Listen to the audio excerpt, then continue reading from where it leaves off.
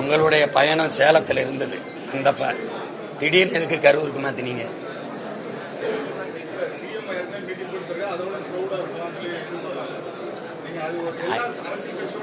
அது மாதிரிதான் எல்லா அரசியல் கட்சியோட இது மாதிரிதான், அதுவும் அது மாதிரிதான்.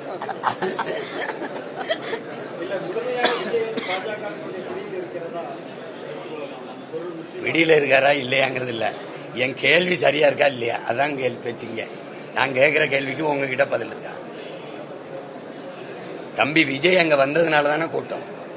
அந்த கூட்டத்தில் அவரை பார்க்க வந்த நெரிசல்ல தானே மக்கள் சிக்கி உயிரிழக்கிறாங்க. அப்ப அந்த கூட்டத்துக்கும் அவருக்கும் சம்பந்தம் இருக்கா இல்லையா? இருக்கா இல்லையா? இருக்கா இல்லையா? இருக்கா இல்லையா?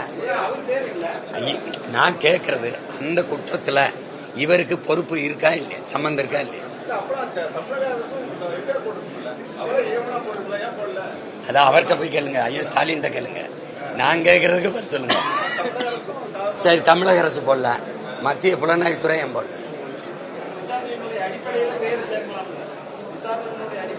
அதுல விசாரிக்க வேண்டியது இல்ல, அது வெளிப்படையா தெரியுது. தெரியும் போது எதுக்கு விசாரிக்கிற?